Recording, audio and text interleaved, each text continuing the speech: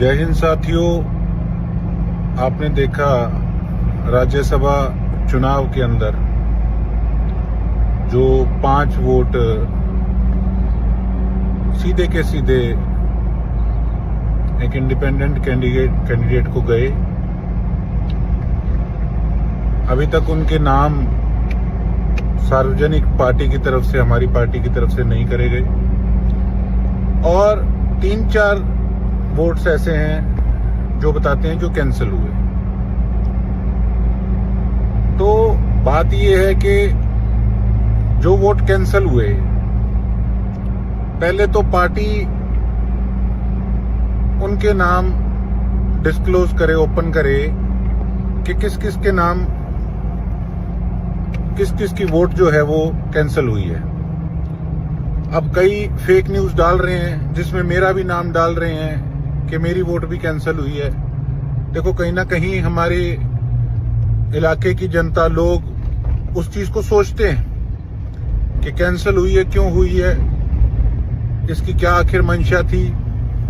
इसमें कोई दोहराई नहीं कि सीएम साहब मेरे घर आए। मैं आज भी कहता हूं, एज ए पर्सन मैं उनकी बहुत इज्जत करता था, आज भी करता हूं और हमेशा उनकी इज्जत करता रहूंगा एज ए पर्सन।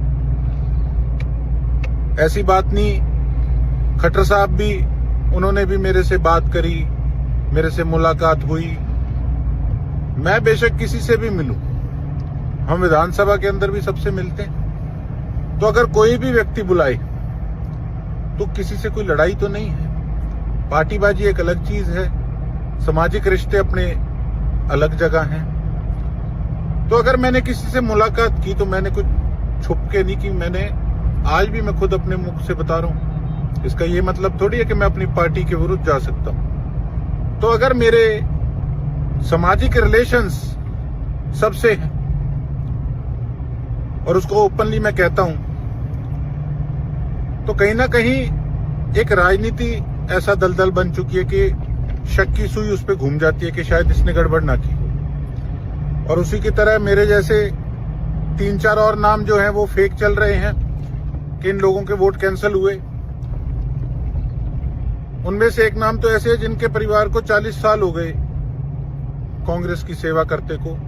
अगर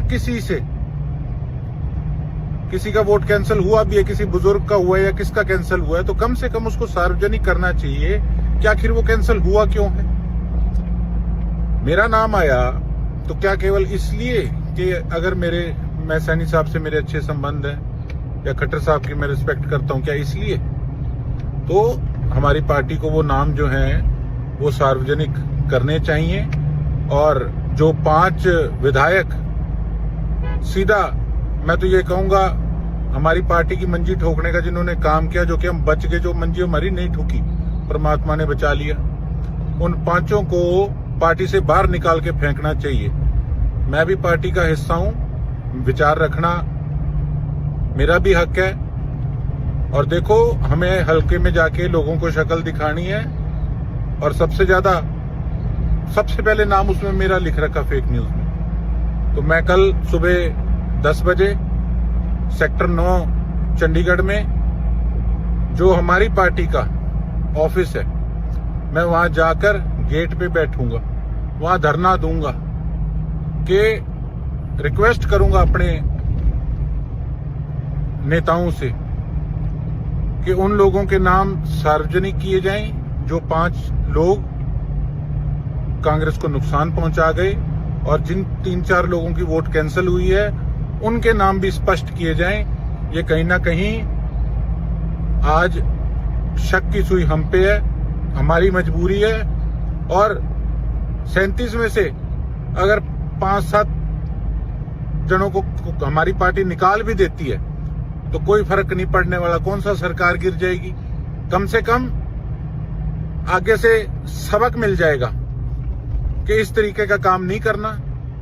नहीं तो उस एरिया के अंदर आप कोई नया नेता भी पार्टी नहीं दे पाएगी और वो लोग अपने हिसाब से सरकार से भी सेटिंग रख के काम अपना जो है वोट की डील में वो कराते रहेंगे। तो ऐसे तो पार्टी और कमजोर होगी। तो ऐसे लोगों को उठा के बाहर फेंकना चाहिए। यही मेरी मांग है मेरी पार्टी से, और आज हमारे अस्तित्व की बात है, इसलिए मैं अपनी खुद की पार्टी के दफ्तर के आगे कल सुबह 10 बजे धरना दूंगा। और मैं गुजारिश भी करता हूं और भी हमारे विधायक साथियों से कि आप भी आए। कोई हम विरोध नहीं कर रहे, हम मांग कर रहे अपनी पार्टी से। एक बच्चा अपनी मां से मांग कर सकता है कि हमें ये चाहिए कि आए। आज आप पे भी कहीं ना कहीं शक की सुई आपका कोई भी विपक्ष का आदमी कह सकता है कल को फेक निकलवा के कि आपकी वोट भी कैंसिल होगी। तो बताइए फिर हम उस श्रेणी के अंदर हम क्यों आए जिन लोगों ने धोखा किया पार्टी के साथ। तो कल जाऊंगा मैं 10 बजे और वहां सेक्टर 9 चंडीगढ़ हमारे कांग्रेस ऑफिस के आगे धरने पे बैठूंगा और मांग करूंगा कि ये चीजें जो आपको बताइए ये होनी चाहिए। ये मेरी आपसे, मेरी पार्टी के लीडरशिप से मेरी हाथ जोड़ के प्रार्थना है। धन्यवाद।